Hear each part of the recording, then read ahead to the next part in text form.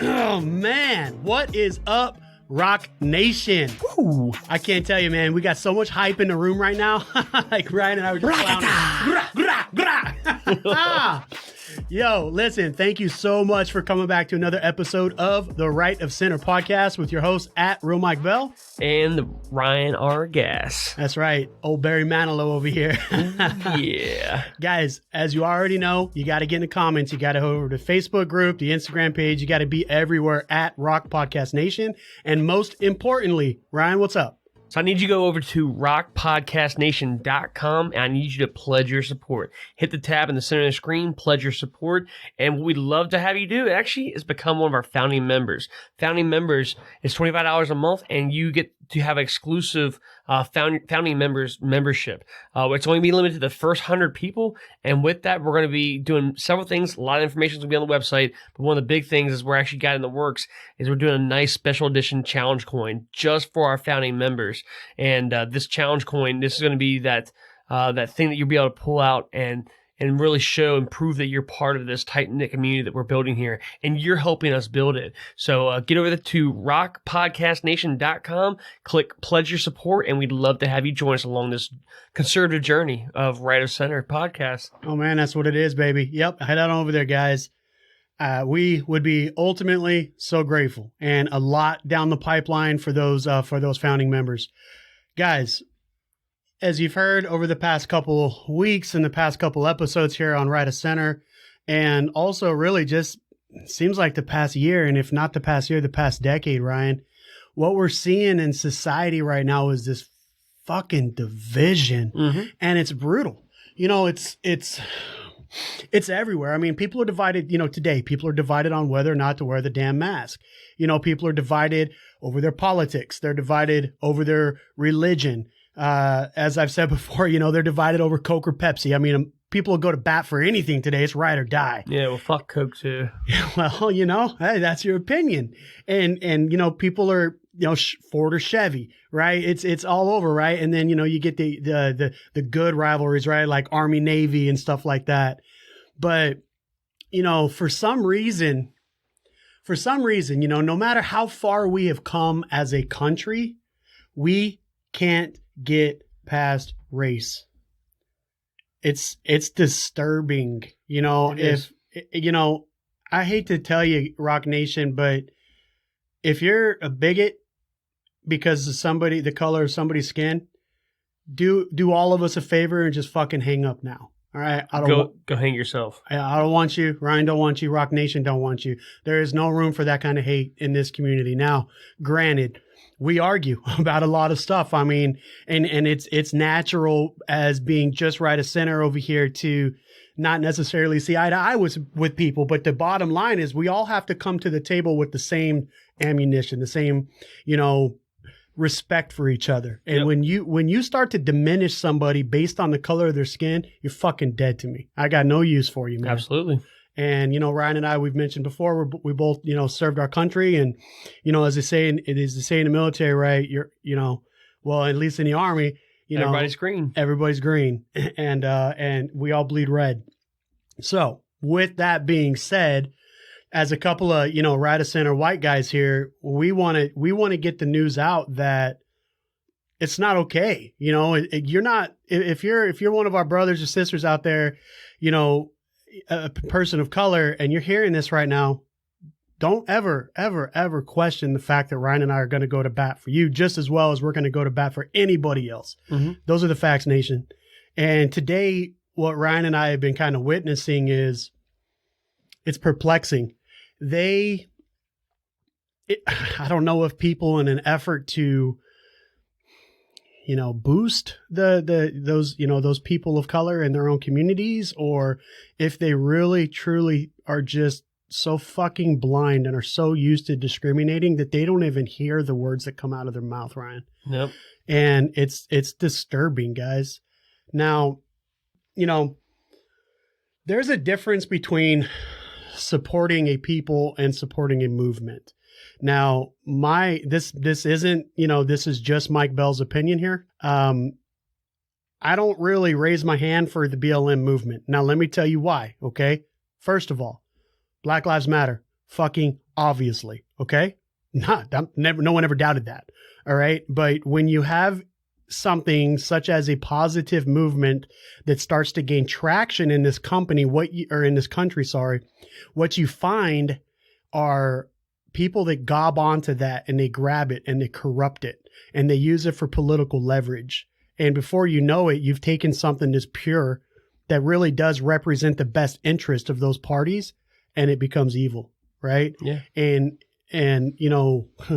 companies are really pretty protective when it comes to when you start peeling back the layers and figuring out who really funds these people. But you don't have to dig very hard to find out who funds the Black Lives Matter movement. So, brothers and sisters, I love you all, okay? I do. But I just can't support that. But when, over the past decade or so, I guess it's been, Ryan, we had Trump in office for 4 years. Before that, we had President Obama for 8 years. We're looking at, 12 years and 20 years since 9/11, all right? 9/11, 2001, September 11, 2001 was a day that we will remember forever. Mm-hmm. And, there's songs written about it, all this other stuff. I was just talking about the other day. I was in second period. I mean, it was more or less, I forget which period it was, but I forget because I had Miss Allen back to back. I had her in second and third period, math and science. And, but I was in second period. And, that's when I found out. If I recall, they rolled in one of those TVs on the carts and stuff, hooked up to the cable, and we started watching on the news, what we had heard about. And I remember people. I grew up and I live in Maryland. Right, I grew up in Maryland and went to middle school. At the time, I was in middle school, 6th grade, and close by is Pax River Naval Air Station, and north of us, not too far really, is DC. And I remember nobody knew what was going on, what was happening, where they're targeting, who they're targeting. It was limited just to plane attacks. And I remember, people were pulling kids out of school. They're coming to school and pulling their kids out of school left and right. Eventually, I got picked up too. And it was just crazy. Like I'm at the time 6th grade. What does that put me at? 11, 12 years old. Yeah, 11 years old, and not understanding that. I remember, based on the information that I thought I had and what my 11-year-old mind pictured or imagined was happening, I imagined ninjas on a plane taking it over. Like, that's what I imagined in my mind. Like, I don't know. I guess I've been watching too many movies or whatever. But that's what I visually saw and heard in my mind, was these ninjas taking over a plane and hijacking it that way, But, it took me, and I think everybody, days or weeks going forward for they really got a solid picture of what really happened. And looking back, it's crazy, and it's just wrong. Not wrong. It may come across wrong, me saying what I'm about to say. And it's sad that I'm going to say it, and I'm not the first one to say this. I'm sure I didn't originate this idea, but I kind of miss America those days and weeks afterwards. You're not wrong, brother. Like how united we were, what I'm saying? Like, yeah. It didn't matter who you were, what party, I didn't know of parties at the time or anything like that, but, it didn't matter if you were black, white, whatever. It didn't matter if you were atheist or Christian. It didn't matter. Everybody was like, fuck those guys. Let's go fuck them up. Let's go kill them, and like, seriously, I mean, there was no such thing as political correctness. I remember we had French fries at school turned to freedom fries. I remember, that's when I kind of started getting in my mind that, hey, I'm going to go in the military, blah, blah. My uncle was, active duty Marine Corps at the time, and was also when I went in. But yeah, I mean, I'll never forget that day and everything that was going through my mind. I remember my grandmother had been out of town, and she'd been, she'd flown somewhere. And we weren't sure at the time, like, where she was at or what was going on, if she was maybe somehow falling victim to it and stuff too. And, like I said, I live in this community not too far from DC. There's people that lived in our community who were in the Pentagon or on some of the flights and stuff and actually died, and so like, this, pretty much hits home. I mean, my buddy, my neighbor at the time, his dad was DC Fire Department, and I think he still is. But he was one of the first responders to respond to the Pentagon, and he was, I believe, if I recall, he was one of the gentlemen in the picture where they rolled down the American flag down the side of the Pentagon and hung it up. But yeah, I mean, yeah. Where were you at that day? Where were you? I was, so in 2001, September. 9/11, September 11, 2001, that was 8 days before my 19th birthday. All right. So I was, arguably a grown man, right? Mm-hmm. At that point, I was living in the Bay Area of California. Sorry to hear that. Well, it was a cool time in my life, man. It really was. I was in one of the, some of the best shape of my life, and I was a lifeguard at the time. Yeah. Yeah. And you can swim?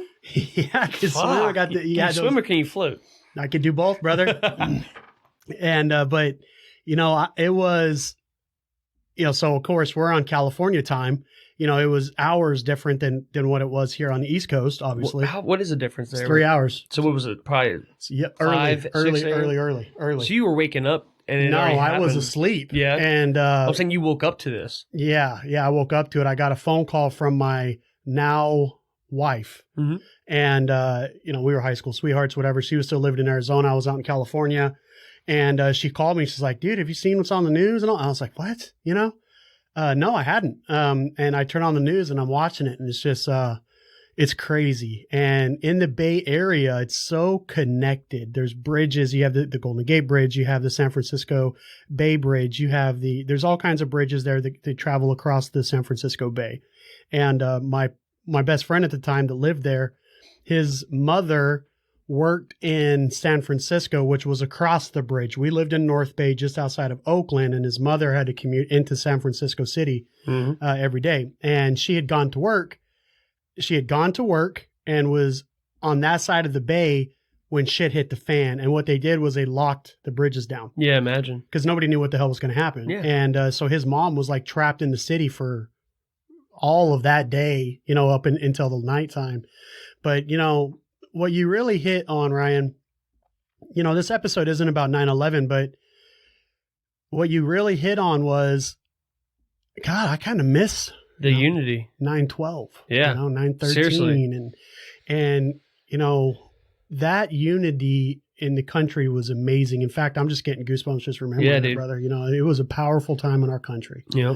And, unfortunately, haters are going to hate and there's going to be assholes no matter where you go. There was certain aspects of post 9/11 immediately following that were a little fucked up for this country. Mm-hmm. There were a lot of bigots that started targeting Muslims and, ironically targeting, Sikhs, people that would wear, towels on their head and whatnot, right? Their headdress. And it's like, those aren't even the same people. Yeah. And it was just a glimpse into some of the ignorance in this country. But also, it showed a little bit of patriotism. These guys are like, whoa, being suspicious, right? And that led to, listen, nation, we're going to get into a lot of the stuff that was a result of that situation. And one of those things that was a result of that was the Patriot Act. Yeah.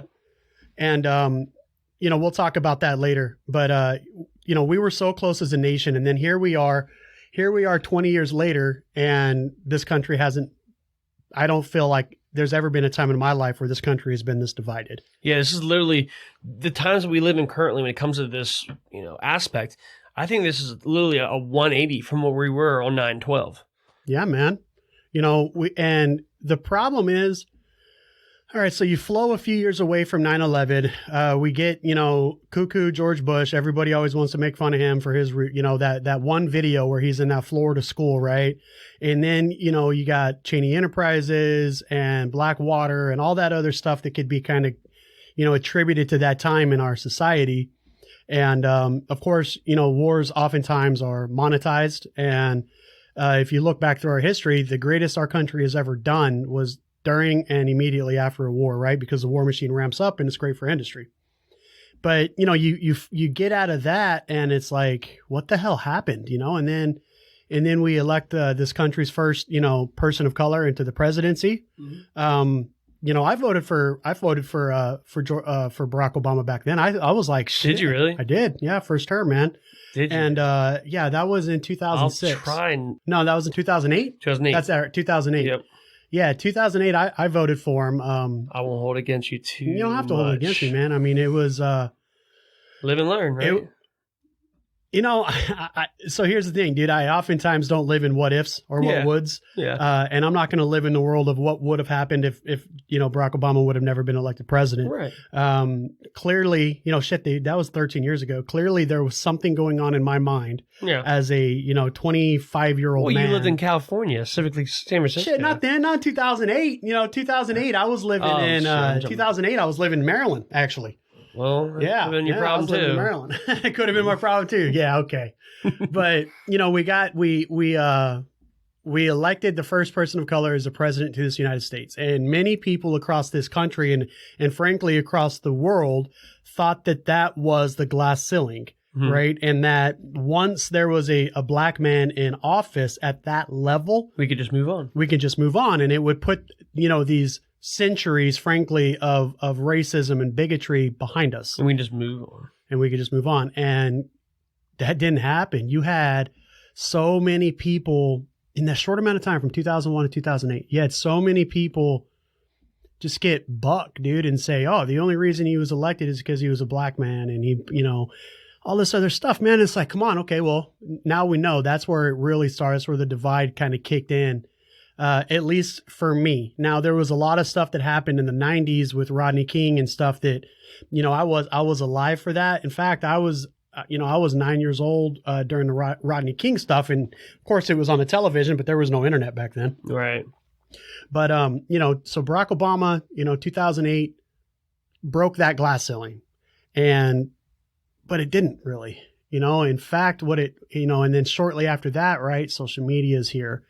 If not right around the same time. And once we kind of tooled up that in your face media content all the time and gave everybody a voice, the bigotry just started to climb out of the woodwork, man. And, this, ironically, like this term reverse racism came about, which is fucking bullshit because there's only one kind of racism. And it's deliberately discriminating somebody solely based on the color of their skin. Yeah. Racism itself isn't reference to one particular race or any particular race hating on a particular race. It can go either way. It's a two-way street. So it's not one way is racism, the other way is reverse. It's a two-way street. Yeah, and to call it reverse racism when a black person is segregating a white person, that doesn't compute. Racism's racism no matter what side of the aisle it's coming from. Yeah. And so we got through the first Barack Obama term. We got into the second. The Affordable Care Act was coming. Parties at that point were becoming very polarized. The Republican Party and the Democratic Party, they were both becoming very polarizing. Barack Obama was a great speaker. John McCain wasn't, and shit got messy. And then it just continued to just suck, man. We had all the trouble we had in St. Louis, down in Florida, and everybody started calling everything about race. It was race card this, race card that. It was during that time in my life that I first heard the term white privilege, and I will tell a story about that pretty soon. But it's like, fuck, dude, looking back at it now, why? Why did race become a thing again? I thought we were moving away from that. I thought we got past that. And it. So that was our hopeful thinking, our wishful thinking and stuff. But no, I feel like I think everyone would agree, regardless of their background, that we've gotten worse. Yeah, and it's crazy. And I'm a white guy saying that shit. I could only imagine, like what a black guy goes through, or what a minority specifically goes through.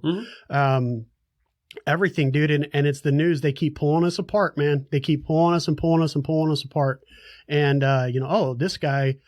Black man murdered today, right? And it's like, why do you keep calling them a black man? Yeah, why can't it be another maybe a man? But why does it matter that it was a black man that got murdered and stuff? Why does it matter that it was a this dealer?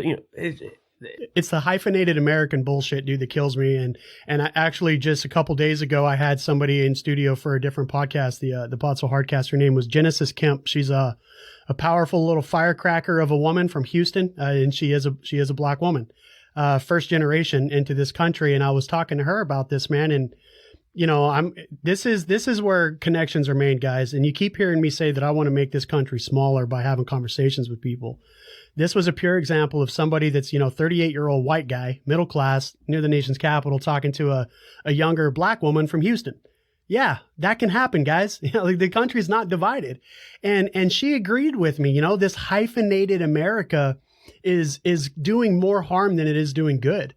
You can't just continue to identify people based on the color of their skin. And until people realize that, until that happens, we're not going to grow as a country, Ryan. And all right, so let's kind of get out of Barack Obama's presidency a little bit and move into the transition with Donald Trump, right? At that point, it was fucking race was another hot topic, right? You had the Proud Boys and the Oath Keepers and other, white aligned organizations. I would disagree with that. Well, I mean, there are certain... Proud Boys, the leader and the founder of the Proud Boys is actually Hispanic. Is he now? No shit. I'm not playing. That's a 100% fact that I'll stand behind. Yeah, the founder of Proud Boys is Hispanic. Okay, I hadn't heard that. It's not in the news, man. Yeah, and Oath Keeper is more or less, so you know a little bit. I'm not defending. I'm not a member of either, but Oath Keeper is more or less that's people that more or less have background in law enforcement or military that have decided that even though they're no longer of service to the nation or their community, that they're going to uphold their oath to the Constitution and whatnot. So that's what, and so it has nothing to do with race. There's black people, white people, Hispanics, all that bullshit in Oath Keepers. What percentages I don't fucking know, but yeah, those aren't like white aligned groups, or they're I don't, as far as I know. That's good to know, man. Yeah. I hear about it in the news, dude. Yeah. And I didn't do my due diligence on that. Yeah. Anyhow, I digressed a bit there. What we ended up to see, man, was more and more racial division coming across the country whenever President Trump was elected. And we started discussing the stuff down at the border and the border wall and build the wall and all that other stuff that was associated with that. And then people start reaching back into the, President Trump's history and his, alleged discrimination against people. So this is Enrique, I think it's Taro. This is the one of the, I don't know if he's the founder or he's the president of Proud Boys, but this is the guy. Okay, well, Ryan's showing me on the screen here, guys, is some Google images of some of the Proud Boys, Proud Boys, the chairman and the leader, and this Enrique guy. Yeah. Well, hey, thanks for correcting me on that, man. Yeah. Why would I think that it was a racist organization? That's what the media led you to believe. Seriously. Seriously. Man, fuck that, dude. Yeah, seriously. I mean, that's just the fact of the matter. And they do that to a lot of people. You're not the only person, And there's people that, like, I could have maybe told that to and showed that to, and they would be like, no, you're fucking lying to me. Huh. But, you came with open mind. It's like, hey, you're wrong, you're wrong. I've been wrong many times. But no, yeah, I mean, that's what the media leads you to believe. It leads you to believe that these groups are, white supremacist groups, and, their white supremacist groups must be led by white people too. No, that's not the fact of the matter. So when Donald Trump said Proud Boys stand down, stand by, he wasn't talking to a racial group? I don't believe so. Then why the fuck did the media say that he was calling out all of these white supremacists? That aligns to his agenda, their agenda. Wow, man. Yeah, seriously. Wow. That's powerful. Yeah. Yeah, he actually, this guy, I mean, not related or whatever, but this guy actually got arrested in D.C. Related to the June 6th events or something like that. I don't know. I think it was something like that. They arrested him actually on, like, I want to say destruction of property, or I don't know. But yeah, but this guy is, like, undisputed. Like I said, I want to say either president or even in as far as being an actual founder of the Proud Boys.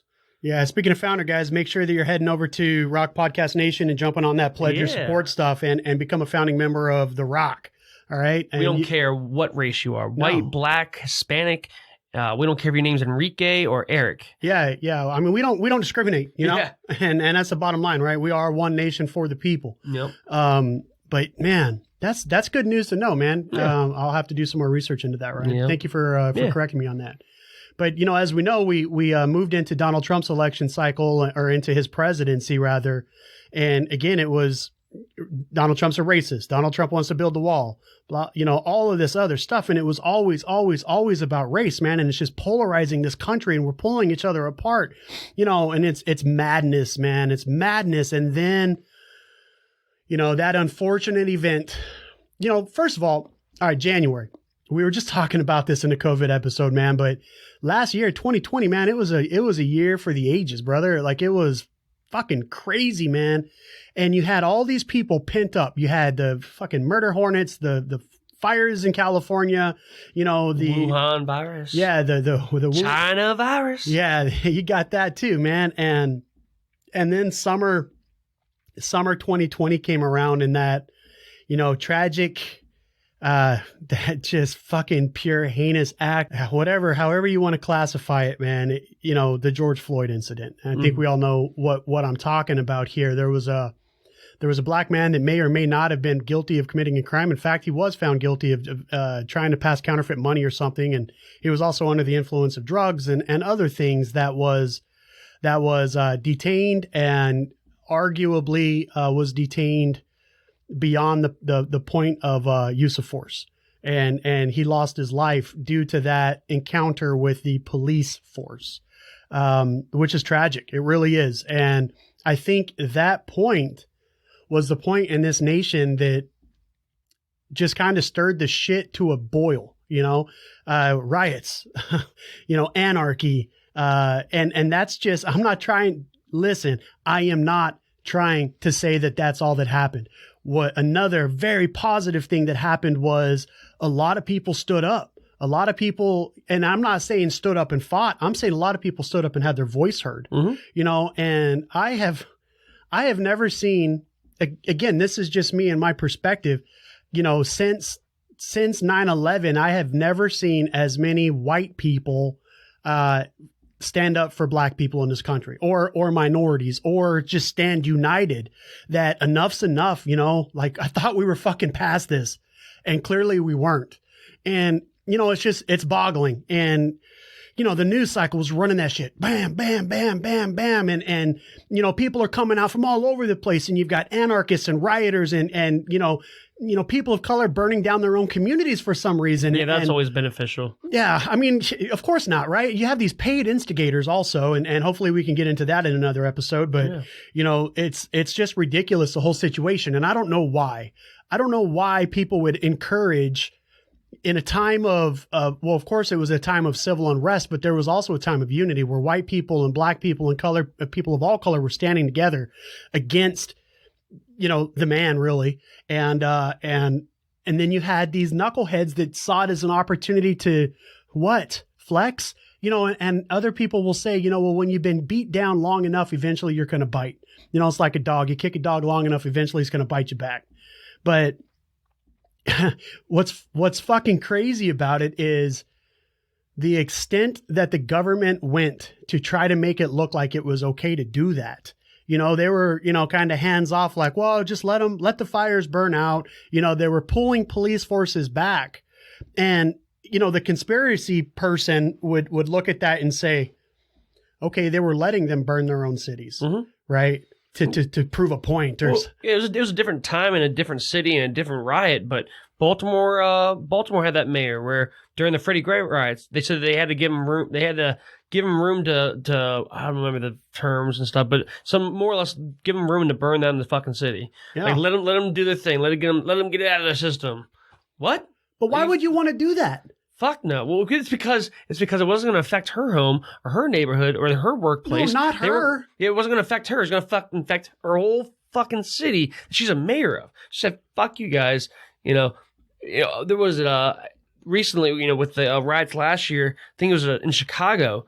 The Chicago mayor in that instance and stuff, she more or less had armed guards in her neighborhood and said, "Nah, rest of the fucking city, fucking burn it all down. You ain't fucking with my neighborhood though." And that's how these politicians, they're not amongst us. They think they're above us. They think that we're dispensable. Our businesses are dispensable. Our homes are dispensable. And people got to start standing up and say, well, one, fuck you for burning down the neighborhood and fucking trying to burn down the business, but fuck you for allowing it. Why? I didn't mean why would she allow it or why would she do what she did. I'm saying why the fuck would somebody burn down their own shit? Mentality. You got these strong, proud men and women in these communities that have strived for potentially generations, and especially if you follow the progression of a black man in that community from the South, from the Confederacy, moving north to seek freedom and growing his roots in a community like Baltimore or Trenton or New York or Philadelphia, right? These big East Coast cities, right? Where a lot of the migrant folks, they kind of went to. And guys, when I say folks, I don't mean to discriminate anybody. That's just a word I use when I grew up. Everybody's folks. Yeah. But, you had these people that would move up into these communities and start to establish themselves and become a first generation business owner and stuff like that. And really trying to give back into their community and to lift their community up. And then you got these fucking punks that want to burn it all down. Yep. You're not doing whoever it is you think you're fighting against, you're fighting on the wrong front. The burning down your own cities and forcing, your nieces and nephews and grandfathers and grandmothers and all these other people like behind doors because they're scared they're going to get hurt. That's not the right thing to do. That's not, I don't understand it, Ryan, but again, I've never been oppressed. A day in my life since I was old enough to provide for myself, I've always been able to choose what happens to me for the most part. If I play fuck games, I win fuck prizes. That applies to everybody, right? But if I'm a law-abiding citizen and I put in X amount of effort into my job, I could expect X amount of pay and growth and things like that. I've never been oppressed, so maybe I don't understand what it feels like to live under that curtain of oppression. But I would tell you this, man, if I had a problem in my neighborhood, well, first of all, I wouldn't have a problem in my neighborhood. I would have a problem with the state house, and I would probably go and talk to them. But this polarization of our country based on race we should be past this, guys. We really freaking should. And the reason Ryan and I wanted to talk about this today is because it's still here. It is still present. The George Floyd tragedy, it wasn't the last kind of straw. And now what we're seeing is it's like a pendulum, man. You see things swing way far one way where, people can be bigots and they can get away with it and stuff. And then it swings back the other way where it's like, okay, well, fuck, we really screwed up with the black guys. Now let's turn up the heat on the white guys. Right. And it's like, we haven't really found that pendulum hasn't really settled yet. I mean, Ryan, you were talking about some Coke ad or something. What was that, man? Oh, let me show you. So, I thought we got past this stuff, man. So Coke is under fire this week after an internal whistleblower leaked screenshots of employee training materials that encourage staff to try to be less black, as not to offend fellow employees or customers of other races. Training materials went on to require employees be less black, less arrogant, less certain, less defensive, less ignorant, and more humble. Many have called the training ignorant, racist, and completely inappropriate. Would you agree? That's good. For them to say that and train their employees and to use that verbiage and say that's pretty fucked up. That's pretty racist. That is very fucking racist. I mean, how can somebody act less color? Yeah. It doesn't compute, dude. That doesn't make any sense to me. What happened? So actually, I told a little fib there. It was actually be less white. It was be less white, be less arrogant, less certain, less defensive, and less ignorant, more humble. So I still think that's equally as racist. But when you put it like that, it's okay to make fun of white guys. Yeah, some people would say that like, oh my God, black, don't be to be less black and blah blah. That's so racist, so ignorant. Oh, you were just joking. You mean white guys? White? Yeah, well, that's different. That's not that. That's not racist. It can't be racist because it's targeting white people. Yeah, man, it's swinging the other way, man. That's equally as ignorant. That's equally as fucking dumb. That's equally as racist. It's equally as fucking divisive. Hey, you were born 38 years ago. How old are you? How old are you exactly? I'm older than dirt, brother. I know. No, I'm 38, man. Yeah, you were born 38 years ago with that white skin. You need to stop acting so damn white. You need to start being less fucking ignorant. You ignorant white person. You need to start being more humble. Because you're not humble. Because you're white. You can't be humble. You better stop being white. That's so fucking ignorant. It doesn't matter what. If somebody says, hey, you're from India, you immigrate over here, you need to stop being so Indian. You need to stop fucking having an accent. You fucking Indian. Like, yeah, nah. What? You can't get away with that shit, man. But like people, a multi-billion-dollar organization, company, thought that was all right to do, though, because it was dealing with white people. That's so fucking dumb. It's such a double standard. No, it is. Yeah. And you know, we're not trying to get one over on you guys. We're trying to paint the picture that there is a fucking double standard. There really is. And, you know, if you dig into that research a little bit, of course, all the fact checkers came out, right? And the thing is, guys, Coke admitted to that. Coke admitted to presenting that as training material, and their cop out, it was something we got from LinkedIn Learning or something like that. And it's like, you allowed that to be used? Yeah. You're a global company, right? You're America's, you know, beverage, if you will. And next to Budweiser, right? But, you know, it's just crazy. And, you know, I just can't get my mind wrapped around it, brother. They thought that it was acceptable, and they still probably do. They're like, what did we do wrong? What do we do wrong? I mean, you can't ask somebody to be less color, right? So now what you're doing is, okay, well, let's say that you're asking not the color, you're asking somebody to be less of a person. They should have put it in Northam. They should have put it in Northam and started doing the blackface. Governor Ralph Northam, he's been well documented as liking and preferring to wear blackface. He says, what did he say? I forget. It was something about it was really hard to get the shoe polish off his face. So maybe Coke is encouraging that as well. They're encouraging their white employees to be less white, to use shoe polish and darken their skin. Maybe that's it. I don't know. You know, so fucking dumb. And guys, listen. I do not want to diminish. I'm sorry. I'm taking it back from kind of a light subject there with the Coke stuff. You know, Ryan and I said, and I think it was episode 1 or 2 or something like that, the only people you can make fun of in this country anymore are white guys.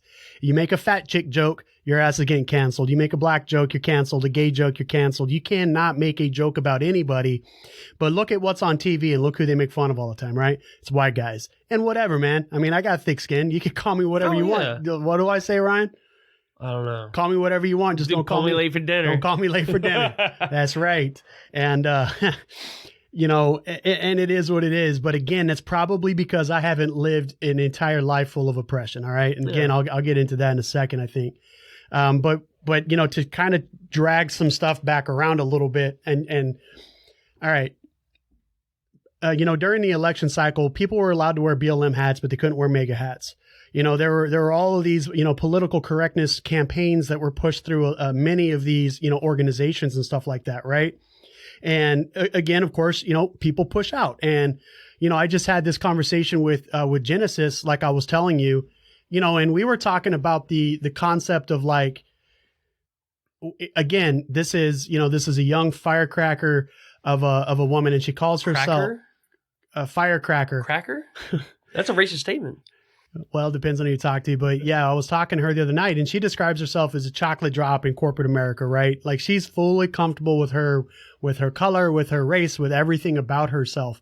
And we honestly had a very good conversation about race. And I was honestly, Ryan, I was scared to have that conversation. Yeah. Because it's very, I wouldn't say easy, but it's a slippery slope when you get a white guy talking about race, right? And I was nervous, man. Like I did lots of prep. I wrote a lot of things down. I made sure I was using the right terminology. And guys, it's not like I'm a bigot or something. I mean, I work with people of color. I served in the military. I coached youth sports. My daughter's first, real boyfriend was a person of color. And, I'm not a bigot, but I'm on the radio. I can't compromise what I do because of some podcast interview I do with a person of color. So I was very careful. And especially in today's cancel culture that we live in. But I was talking with Genesis about hyphenated America and what can we, Black Engineer of the Month or Indian Engineer of the Month. Well, why isn't there a White Engineer of the Month? Or maybe, and she said this, she's like, yeah, well, what if that, that guy who won Black Engineer of the Month, when he comes home and talks to his wife, he's like, oh, honey, I won Black Engineer of the Month. And she's like, why couldn't you just be the engineer of the month? Exactly. You didn't qualify. You weren't that good. Right. And we, in an effort to be less divisive, we are becoming more divisive, and we're pushing this shit on people. And yeah, they have congressional caucuses for just certain types of demographics, Hispanic caucuses, Black caucuses, all that type of shit. Like, what the fuck? I even heard a ad on the radio today, which it more or less was. I forget the name of the company. I can look it up and figure it out. I can just listen to the radio again tomorrow because I'm sure it'll play it again tomorrow. But it was a credit card company that wanted customers and businesses of a certain race. What? Like, one, like, that's so fucking ignorant. And then two, honestly, from a business aspect, I'm not even talking about from the ignorant aspect of, them, only wanting to service a certain race. Honestly, from a business aspect too, it's just so fucking dumb. Like, why would you only want the money? I'm being like, as a business person, like everyone, regardless of their money, they're acceptable at my business. And I will give everyone the top-notch quality firearms training, regardless of your race and whatever. But it'd be so ignorant to niche down to a certain race and say, yeah, no, if you're not of this race, I don't want your money, I don't want your business, I don't want your support. Go somewhere else, take that shit somewhere else. Like, that's so fucking ignorant as a business owner. I would think that they have a PR team, Ryan, that at some boardroom table, somebody told them that in today's society, if you were to tell a person of color that you only serve them, they would come to you because of how divisive it is. Mm-hmm. Nobody smart enough in the business regime is just going to come out there and say, hey, all you white guys, we got a card just for you. It's just not going to happen because it doesn't compute, dude. Yeah. It just doesn't make sense. I mean, everybody's money is the same color, brother. Mm-hmm. And, it's just wacko to me that it's on national radio. Mm-hmm. You know what I'm saying? That kind of shit happens. And it goes so much deeper than that, guys. It's this institutional. And when you hear people say institutional racism, it's not just the police profiling black people, right? It goes so much farther than that. It is a conception that is held by certain people of power that literally think that people of color aren't as smart. Or that they, and they discriminate them based on that. Ryan, I was just telling you the other day, there's this new math in Oregon that has to be taught. And it is... is it Common Core? Or? No, dude, it goes so much farther than that. It is, it's dubbed the Pathway to Equitable Math Instruction. I think you told me about that. Yes. And what it is it's because apparently math is racist now. And you got to teach little black and brown boys to learn math differently. It's like, what the fuck? Dude, 2 + 2 = 4 all day long. And I'm going to tell you guys something. We got into education the other day. That's an exclusive content. I'm going to tell you guys something. Jump over there to rockpodcastnation.com. Go to pledge your support and look at what we're offering there. Once you do, you'll get access over to the exclusive content side and you'll hear more about the school choice and a lot of stuff on that. I mean, there's good content over there, guys. But we were talking about, school systems and the stuff that's being told and on all this other shit. And I was mentioning one of the things I liked so much about becoming an engineer, about going to college for engineering, was that all of my classes really were for math. Mm-hmm. There was none of this subjective English bullshit saying, here, read this poetry and then tell me how it made you feel. Well, what if I don't feel the same way you felt? Do I get an F? Yeah. I never really liked those kind of classes. Now, of course, I took them. I had to, right? Because I needed that check in the box, and they needed more of my money. Mm-hmm. But math is math. It doesn't matter if you're young, old, black, white, brown, or polka dot. It doesn't matter if you look like me or if you don't look like me. Math is math, and 2 + 2 = 4. That's not a disagreeable. That is not a disagreeable statement. It's an undisputable statement. Yeah. Okay. And so why? Well, first of all, guys, this is out in Oregon. Okay. Not that I have anything against Oregon, but we all can kind of see what's going on over there.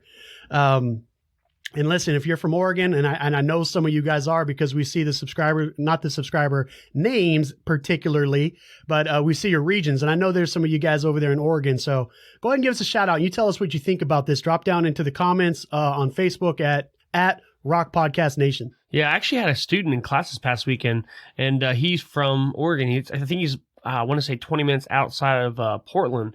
And he said, yeah, it's just getting so fucking crazy out there. You go to the city, like he says, like where he's at, like about 20, 30 minutes outside, it's not horrible, it's not bad, but it's still noticeable. But he said you go to the city and it's like a whole new country, especially back when they had was it Portland, Oregon? They had the Chaz or whatever it was called, where they sectioned off a part Seattle. of that was Seattle. Seattle, okay. Seattle, that makes up all the shit Seattle, holes. Washington, but generally the stuff that you see through Oregon and Washington, that whole Pacific Northwest, I'm not going to lump them all together because that would be like saying everybody in Southern Maryland is the same as everybody from Baltimore, and it just couldn't be further from the truth. But it's the political alignment between those two states is very similar. Yeah. They just legalized a whole lot of, pretty scary drugs out there and stuff for medicinal use. Sure. And I'm sure some of you guys listening right now have experimented with that stuff. More power to you, brother. But let's backtrack here a little bit. The stuff I'm talking about is racism and math. And it's like, you can't get farther enough from it. But I'm going to tell you, the guys out there that are pushing for this stuff, they're not calling it racism and math. They are not calling their solution racism in math. What they're saying is that racism exists in math. And to quote, they're saying white supremacy focuses on finding the right answer. Like, how the fuck is that a white supremacy thing? So can you may not understand it or agree with it, like what, and I don't either, but I like to try to understand their thinking, even if it's flawed. What is their thinking behind it? What are they saying? Like, why is traditional math wrong or white or whatever? I'm going to button it up with this, Ryan. And you guys, you can look this stuff up for yourself. It's called The Pathway to Equitable Math Instruction. It's out in Oregon. Dr. Carol Swain is a black professor, and she is totally against this stuff. She is saying, I don't know what the hell Oregon's trying to push. It's Dr. Carol Swain. Go find her, find out what she has to say about it, and then look up The Pathway to Equitable Math Instruction. But what they're saying, Ryan, is this, to summarize, okay? They're saying minorities can't learn the same concepts white people learn. They're not capable. It's above them. Is that what they're saying? No, but that's what they're insinuating. Yeah. What they're saying is that that fucking white supremacy focuses on finding the right answer, and that the white boys or the white people are more capable of looking at something and solving it because they can follow certain pathways with their brain, and that people of color can't follow those same pathways. And I'm not going to try to listen. That's all I'm going to say about it, man, because I don't want to confuse it. And frankly, it kind of pisses me off that they're trying to pull this shit off out there, man. Like it's just one more fucking prod in the voodoo dog. You know what I mean? It's like, how far can we push people? That is a soft bigotry of low expectations. And it runs counter to their entire position. Mm-hmm. You're going to sit here and tell me that fucking math is racist, and that the entire math construct that we're teaching our children today is based in white supremacy, right? And so now you're going to come up with the special way to teach people of color? Yeah. It's like, what the fuck? That runs completely counter to your entire position. I hate it, man. A lot of people on the left, whether they know it or not, they realize it or not, like, they make so many statements, have so many positions that are, like you said, counterintuitive. Like Biden, he was quoted as stating at a meeting one time. He said, a lot of people don't know how to register. I think they're talking about vaccinations. A lot of people don't know how to register for vaccinations.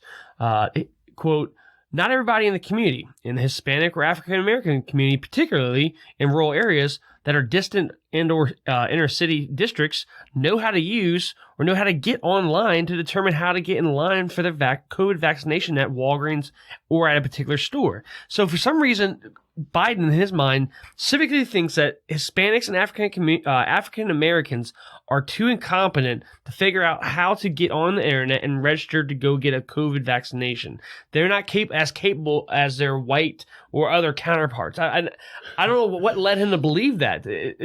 Was he just being misled by his advisors, or is that his true personal belief that Black and Hispanic people are not as capable? I don't understand. I'm going to consider that.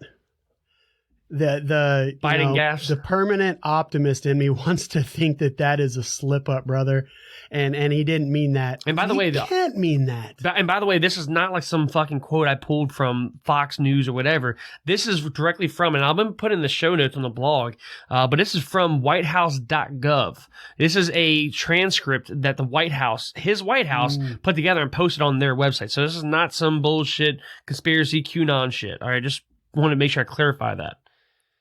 Man, dude, it's crazy. It just doesn't end. And again, this is, well, first, Rock Nation, you got to ask yourself, why do people keep voting for these guys?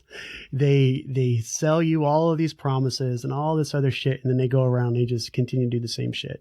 And again, one of the things, Ryan, you'll remember this, but you guys listening, if you haven't already gone over and listened to the premium content on the website, the exclusive stuff there, you wouldn't have heard this, but we were talking about how an idea travels through time. And when you start to passively indoctrinate people by telling them, essentially whispering something in their ear, and you say it long enough, and you say it and you repeat it and you continue to repeat it long enough, eventually it becomes truth.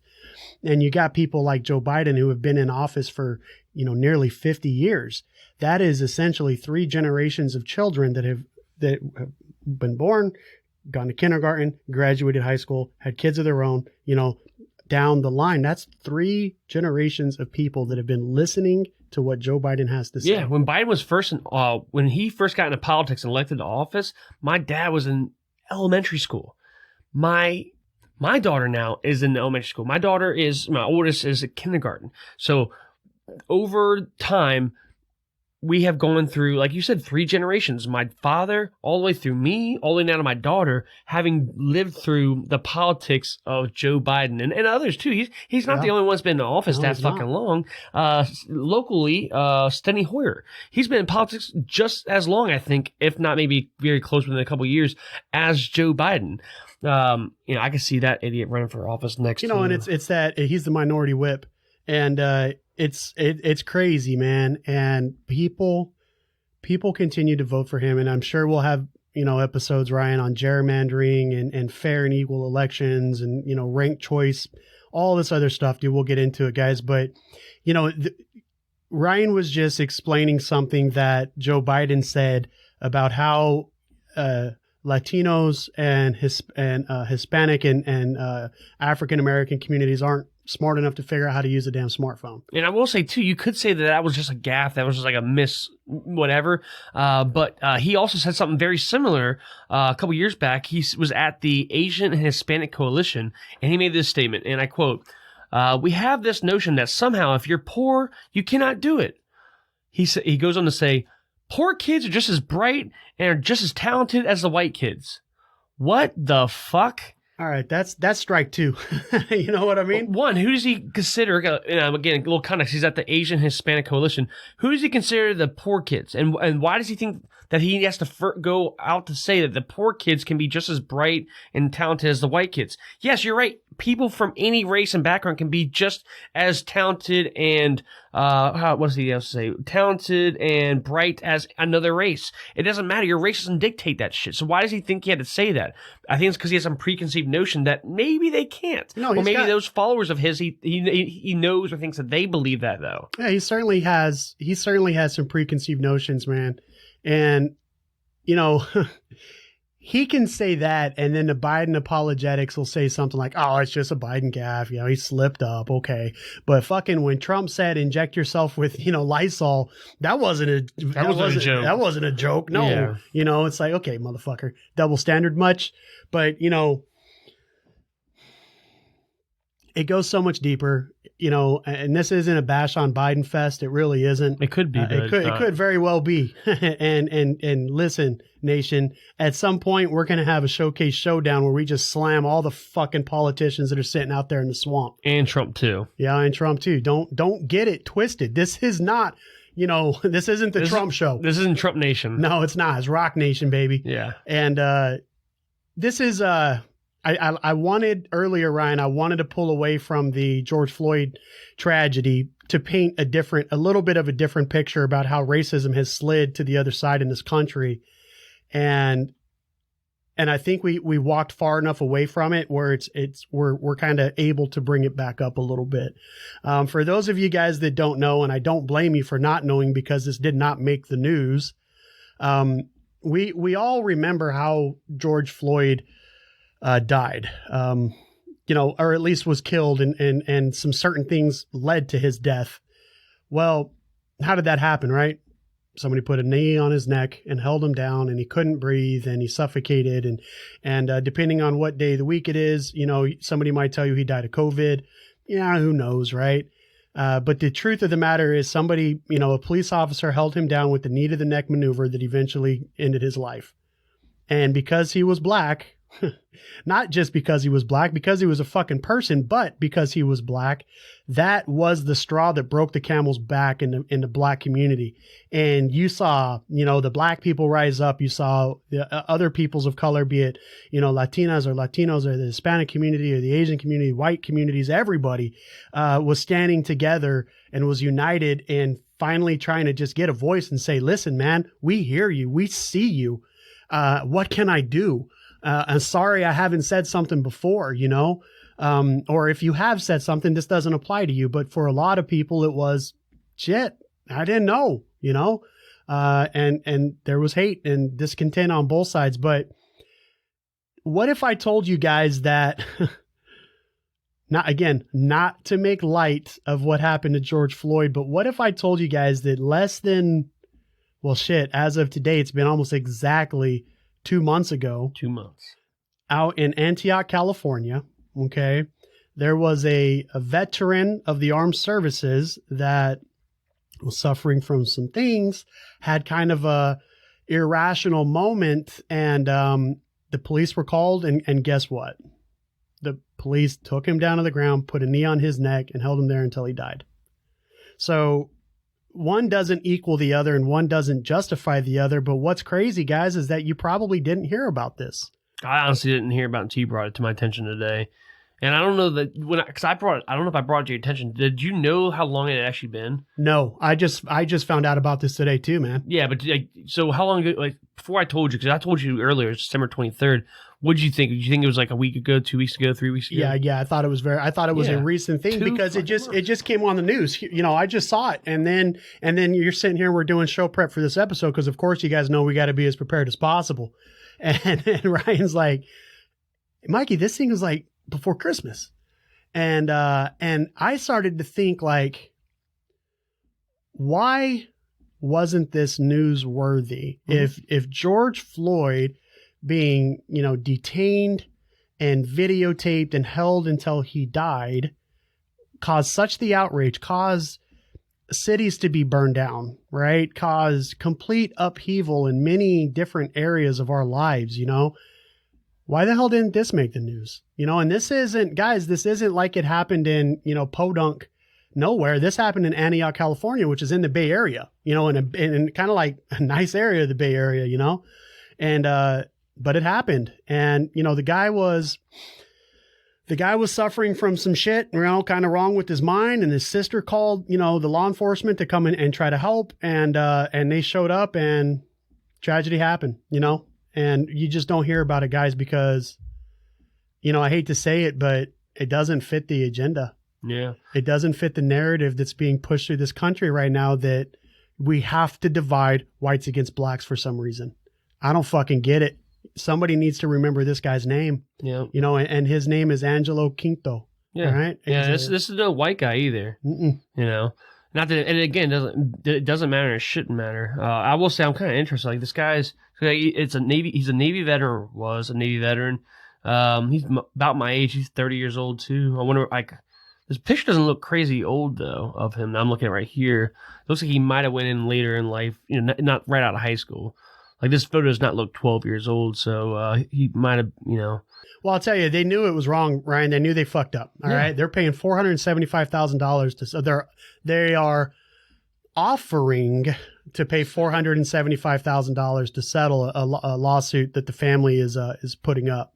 But it's just, he's just the latest person to die during a struggle with officers.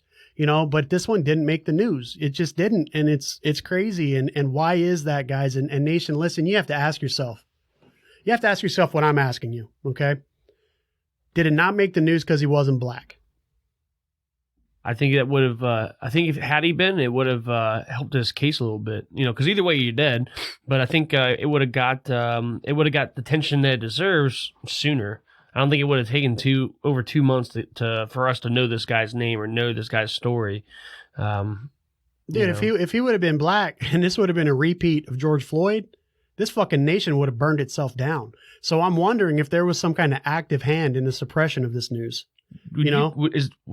Is what we're describing, and this is controversial, but is what we're describing possibly black privilege? The privilege of getting justice. My God. Am I going somewhere wrong? No, dude. I honestly think that this news wasn't nationalized because there was a potential for like massive fucking unrest leading up to the inauguration of President Joe Biden. I think that this happened 2 days before Christmas. The nation's already pretty torn apart by a lot of shit. You've got, Donald Trump unwilling to accept the results of not just Donald Trump, right? A lot of people were unwilling to accept the results of the election. You had the Hunter Biden shit going on. Like there was It's still going on, by the way. Yeah. But we wouldn't know it. No, you wouldn't know it because you're not listening, or nation, because the news doesn't want you to see it. Yeah. Right. And I think that that's the same thing here. I think that the hands that pull the strings of the news agencies in this country did not want this to make national news, because it would have caused some shit. And it just would have ran counter to this divisive narrative that for some reason they keep trying to push on us, man. And for God's sakes, man, I hope we can get to the bottom of it. Like, why the fuck is it still so fucking racist? Now, Ryan, you mentioned just now, and I know you were just joking, dude, this black privilege shit, right? And I call it shit because it's any type of racial privilege. This statement is, I think, fucking baseless. Whether it's white privilege, my joking, black privilege, I think all of it's bullshit. But like I said, to a certain extent, like we said, had he been black, would he have gotten the media attention that is due? I think his, based on what I'm seeing, I need to look into this a little more. I haven't got to see a whole lot into it, at least not as much as I know currently of the George Floyd situation. But based on what I'm seeing and hearing, it sounds like his situation is very similar. And I think that they are both equally deserving of the media's attention and bringing this to light. But why hasn't it had that equal attention? I would argue that had he been black, he may not have died.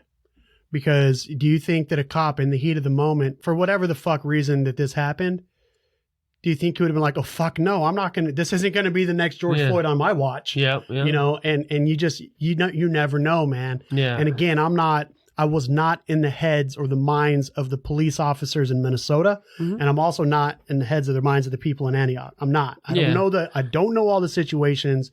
I simply don't. I can't imagine, honestly, being a cop. I really couldn't. I mean, I was just watching a video yesterday, maybe today. I don't even remember. Time flies. But it was of the end of a police chase, and it was taken from a video from a person on the ground. And more or less, the car stops, the guy bails in a relatively populated area with stores and shops and people walking, it looks like. And the guy runs, but not too far, really. He runs maybe 50 feet, maybe 20 feet from his vehicle, and he's he's snatched up by one of the cops. Another cop tackles him, another cop tackles him. Now all of a sudden there's 6, and within I would say honestly 10 seconds, you got people on foot running to the ongoing struggle. They're running to where the cops are tackling this guy and all that stuff. They're running to them with cell phones out. They're holding their pants, they're holding their bags, and they're running with their phones out, and they can't get their phones out quick enough, and they can't get close enough to suit their needs, and all they want to do is get this shit on video, right, wrong, or indifferent. And honestly, if I'm not a cop, never have been. One time I was definitely interested in the career field, but honestly, I wouldn't want to be a cop.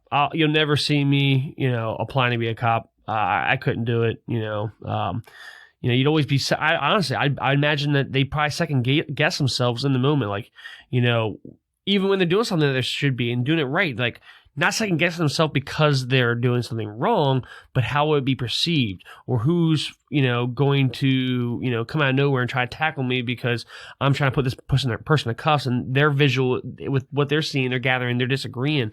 I honestly couldn't imagine being a cop, And again, that's not to say that all cops are good either, or all cops are bad. There are fucking shitheads in every profession. There are, there always is. In my classes, I'm not at all anti-cop, or even I wouldn't even say that I'm pro-cop. I'm not blinded one way or the other. By my classes, I even tell people, hey, if you ever talk to law enforcement stuff, and after an incident and stuff, shut the fuck up. Don't talk to them. Shut up and lawyer up. It's not that they're out to get you. It's not that they're bad people. It's just that words can be misconstrued. Messages can be mixed up. There can be miscommunications, and all of a sudden, next thing you know, you're an innocent person going to jail. Not saying that happens often. What I'm just saying is, protect it's a possibility. Yeah, it's a possibility. So protect yourself from that happening, right, and just shut the fuck up and lawyer up. And cops do that, and they know that too. That's why when they find themselves in incidents, they shut up. They call their lawyer reps, they call their union reps, their lawyers and stuff. They take a little bit of time to decompress and prepare a statement on what happened and stuff. You have that same right. Shut the fuck up. So anyway, but I'm going on tangent. But yeah, I mean, I could, we're not. I don't. I mean, I think Mikey might be the same way. I don't know. I don't want to put words in his mouth, but we're not blinded one way or the other. We're not per se against Black Lives Matter, but we're not Black Lives Matter supporters. We're not fucking against cops by any means, but we're not blindly in the pockets of every law enforcement officer. If you fuck up, doesn't matter what job you are, you fuck up, you should be held accountable. You know. Yeah, and you mentioned something there real quick, Ryan, and again, it's kind of going on a tangent, so I don't really want to go down this rabbit hole. But what you mentioned is this hesitancy in the cop, having to make that split-second decision and questioning that. Yeah. And I've been in your classes, and that split second could cost you your life. It could. It really could. And now you have to be a cop that is, supposed to be a servant of the public, mm-hmm. and possibly part of that, service that you're providing is eliminating the threat. Mm-hmm. And when you have to second guess yourself on your decision to draw your firearm or not, it could cost you your life. Yeah, man, more power to you, law enforcement. You guys are living in one hell of a world. And, guys, kind of a sneak peek. There is somebody very close to us. It was a Baltimore City police officer. He was shot several times on a line of duty. He was in violent crimes for over a decade. And he's got one hell of a story to tell. And, oh, yeah, by the way, he's black. All right. So again, if we bring it all together, he's coming on the show soon. He's a black guy. He's a cop, right? Like again, this isn't a bigoted show. We don't 100%. We do not want to give you that message. But we're coming up on time here, Ryan, and I want to kind of get a story out, before we kind of run up against the wall. And it's this. We hinted at the joke of black privilege, and earlier, we hinted at white privilege, and I said I was going to share a story with you. So here it is. All right. So my dad works for a pretty decent company, and at the, he travels a bit for that. And a decade or so ago, it's been more than that. It's probably been back in the 90s. He worked with this guy, and he's worked with him ever since. And the person that he worked with, he's a black man. He has 2 PhDs, very smart. A very qualified individual to be doing the work that he's doing. And where they were working at is out in the deserts of California. And if you're familiar with military bases out there, you probably know which one I'm talking about. And during the kind of racial insurrection that we were all dealing with through Barack Obama's presidency, and when I first started to hear the term white privilege, people in the professional industries, they have to ask a lot of questions, and they have to make sure that they are doing diversity and inclusion training and stuff like that. And white privilege was one of the topics at the time. And my dad, to just get a better understanding of what it meant, because again, this is his first time hearing this, he asked this colleague of his, and he was like, I'm not going to put either of their names out here, but he asked him, and you'll hear me talking in the first person here a little bit. He asked him, he said, tell me about white privilege. And the guy told him, he's like, Mike, that's my dad's name. He said, one day I'm driving home from work. I'm leaving this base out in the middle of the desert. I'm heading back into the city where I live. And I get pulled over by a California State Patrolman, and it's a white guy. And of course, this person of color, he's driving a very nice car. He's dressed nice, looks young, and is, he's just a normal guy. He's driving home from work one day, and this cop pulled him over for whatever reason. And it's hot as hell outside. Of course, this is the desert of California, and makes him get out of his car and stand at the back of his car. And he's, just interrogating this guy. Where are you from? Oh, could you tell me where you're from again? Well, where are you going? Oh, why are you going there? And just going down the rabbit hole with this guy, just blatantly abusing his power with this man. Mm-hmm. And he asked, speaking in the first person, he said, man, he's like, I gotta use the restroom.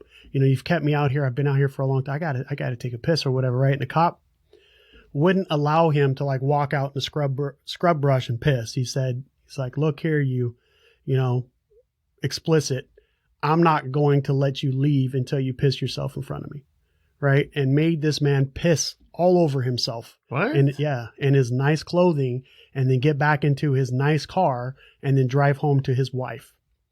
That shame that he had to deal with, and then the anger.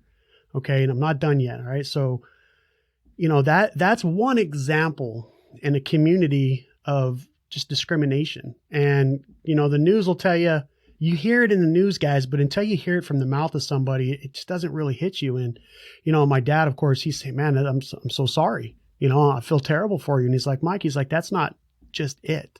That's one time that this has happened to me. He's like, Mike, let me tell you right now that you've heard that, let me tell you what white privilege is. White privilege is never waking up knowing that you're white. He's like, because when you're black, you wake up every day and you know you're black. That is white privilege. Pretty powerful, right, brother? Yeah, honestly, I can't get past that story. I mean, that's just, I ain't trying to whatever, but all race aside, that's just fucking weird. Like, that's like some fucking like weird like sexual fetish shit. That's like, I don't know what the fuck that is. Like, it's a fucking power trip, dude. It's a racist fucking power trip where you imagine that, dude. That is taking somebody's manhood away from them. It is reducing them to a child. You've heard it. The old racist white guys would always call black people boy, treat them like children, and it proliferates through generations, decades, 50 years, 100 years, and people are still doing this shit. And that, nation is why when I see discrimination, I stand up for it. When I see our black brothers and sisters out there standing up and saying, motherfucker, we've had enough. I don't know what to do, but I want to do something. Yeah. Help me, help you. And then they ask the question, well, why the fuck haven't you helped already? Yeah. I'm like, I don't know. I don't have that answer. And I'm sorry. I just want you to know I'm sorry. Yeah. And I don't know what to do. And then when you walk around town, like after George Floyd, you walk around town and you wave at a black guy. Now all of a sudden you're virtue signaling. Like, oh, you're some fucking hotty-toddy white guy that just wants to rub elbows with the colored folk. And that sounds racist as fuck, but that's what you get. And it's like, okay, well, if I wave, then I'm virtue signaling, or I'm acting apologetic. But then if I don't wave, I'm a racist. Yeah. And it's like this fucking lose-lose, man. Yeah. And you can't win like that. Yeah. How do we fix that? How do we solve that problem? And again, this podcast isn't my other one, but what my other one really is it's about tying people together. And that's why I specifically reached out to Genesis and I wanted to talk to her about this. Yeah. Because what better way for me to figure out how to act right than to talk to somebody? And I specifically told her, I was like, Genesis, I don't know what to do, help me feel better. Because, as a middle-class, middle-aged white man, sometimes I feel, honestly terrified about saying the wrong thing. I feel that if I speak up in support of a marginalized group of people, right, that I'll be accused of virtue signaling, or if I don't stand up and speak out, then I might be accused of being like a contributor to the oppression. And honestly, what it does, and it's not just me, you become paralyzed into inaction. Yeah. And what our black brothers and sisters were telling us was like, inaction, the resistance to supporting their cause is just as bad as resisting their cause. Yeah. And I don't know what the fuck to do. Again, nation, I'm sorry. I don't have all the answers. Yeah. But I'm pretty good at putting the problems out there. And I just want to get the smart people talking about this stuff. I still y'all can't see my face and stuff, but I'm still just fucking What the fuck? That's fucking sad. So he was getting shitty with him, and then he said, "I'm not going to let you leave until you stand here and piss yourself." Yeah. That's just, like I said, like I'm not focused on the race side of it. Honestly, I'm not trying to whatever, but that's just fucking weird. Like, honestly, I don't know how I would react in that situation. I probably would have been like, I don't know. I mean, I don't fucking know. I probably would be like, you can fight me. Yeah, I don't know. I mean, you say that. You know what I'm saying? I know. You say that. Everybody say that. I know. But everybody's a hard ass, right? And everybody's got a plan until they get hit in the face. Yeah. Well, I mean, I'd say you fucking fight me, arrest me, or fucking those are your two choices and stuff. And like, you hit me first, and then I'll fucking deck you. But I'm not gonna. I mean, again, I'm not trying to take away from the guy and say that I'm not sure what he did. I don't really need to know. But no, dude, I got too much pride. I'm too much of a fucking asshole. But what if your entire life you would have been told don't cross the cops? Yeah. Right. No, Stand I get there. it. I get it. Institutionally I have been, and guys, you got to remember this is outside of Los Angeles, and you had Rodney King shortly before all of this, and just the attack on. It's crazy. You don't have to look very far to find articles about, racist cops and shit like that. Yeah. And, all right, here we are, nation, right? We've talked about a lot of stuff about racism in this country. And the fucked up part is that it continues to happen and we're feeling it. The president of the United States was against, busing whites and black kids together. He was against integration. He had claimed that he doesn't want a racial jungle. He's on record as saying that, little brown and Asian boys can be just as bright as white kids. He says that, immigrant or Latino and African-American communities aren't smart enough to figure out how to use a smartphone, and it's that shit that, listen, guys, I was talking about indoctrination. And again, I'm not, just sitting here trying to push you guys over to the exclusive content, but over there, we talk about it a lot. And over decades, centuries of white people telling black people that they're not smart enough to fucking learn how to use a smartphone. He doesn't even have to mean it. The fact that he's so indoctrinated that he continues to repeat it. And then the people that he serves, he continues to tell them that. And then they hear it and they start to believe it.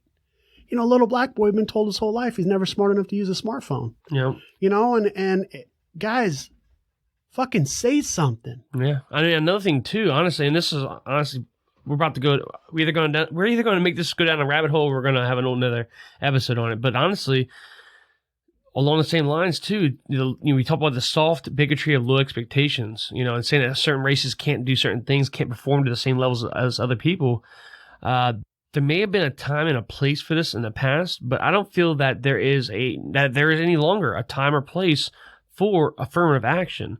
Affirmative action tells somebody that, hey, you couldn't get this job, otherwise. So, because of your race, because of your, your gender, whatever it might be, you wouldn't be able to get this job. So, you know what? We're going to help you out. We're going to give you a handout. We're going to give you this job you wouldn't otherwise get.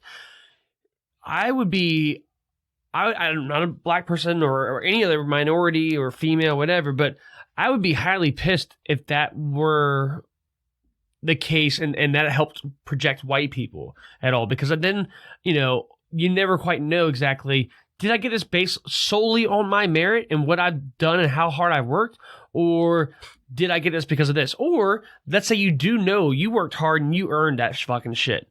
But everyone else, might question, I only got it because of this. Like I was watching, it's a little bit different, but I was watching a show. Me and my wife watch Chicago Fire, Chicago PD. Those are just like those fictional document. They're like Law and Order kind of. Anyway, in the Chicago Fire, the two coworkers, they're both firefighters, one male, one female, and they both work for Chicago Fire. And he's a lieutenant, and he has a father who was high up in the Chicago Fire Department. And in the show, he makes a point of not helping her when it comes to her studying for her lieutenant's test.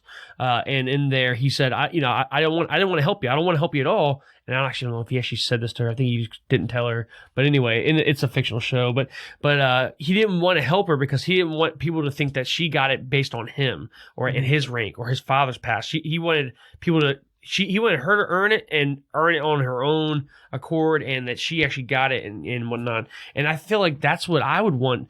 I would be pretty fucking pissed off if there was something out there that could somewhat diminish my accomplishments. Oh, you didn't really earn that. You didn't really build that business because of this. This was available to you. Oh, you didn't, I don't have anything available to me, and anything that has been available to me, like PPP or whatever, I haven't taken advantage of that. What you're driving at here is that everything that we have in life, we should be earned on merit, not because of a color. Exactly. And that affirmative action in its essence is, again, another form of racism. Yeah, and not that people of color or women or whoever, not that they haven't earned everything they have, but the existence and that the fact that affirmative action still exists, it diminishes their accomplishments. It makes it seem like maybe they didn't really earn it. Maybe they weren't the most qualified person, and they got it simply because of this. They got into that college because of this. They got that job because of this. And I think that it's time. I think it's time that we move on past affirmative action. I think there's no longer a place for it. I think that it only takes away from those people that's trying to help rather than actually helping them. Well, and then it has the potential to cause a disservice for the company as well. And here's the story with that, right? So, if you're in charge of hiring and you get, several really solid resumes that come across your desk, but your DIE scores are low, you need to get X amount of Black people or X amount of Hispanics or X amount of women on your staff as soon as possible.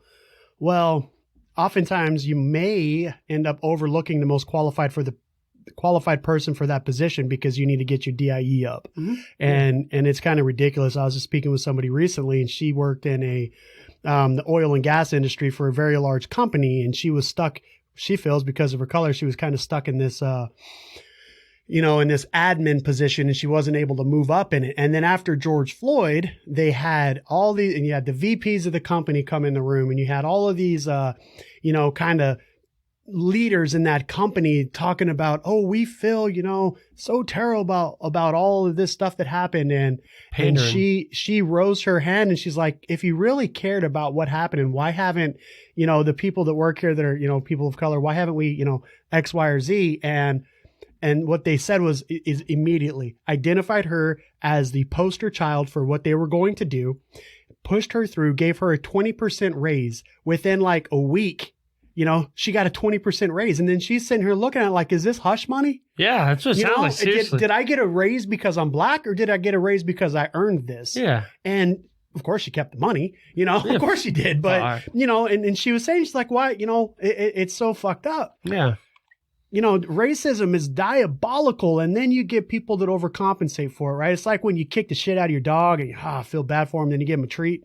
I think we've all been there at some point. Not me, all right? I've never not me hurt either, an Peter. No. I've never hurt an animal. But you get what I'm saying, right? Yeah. Like when you yell at your kid really harsh because you've had a bad day, the next thing you know, you're like, oh, I'm sorry. It's like, here, let's treat, people of color like shit for centuries, and then all of a sudden, oh, hey, here's all this other cool shit. Here's an ice cream.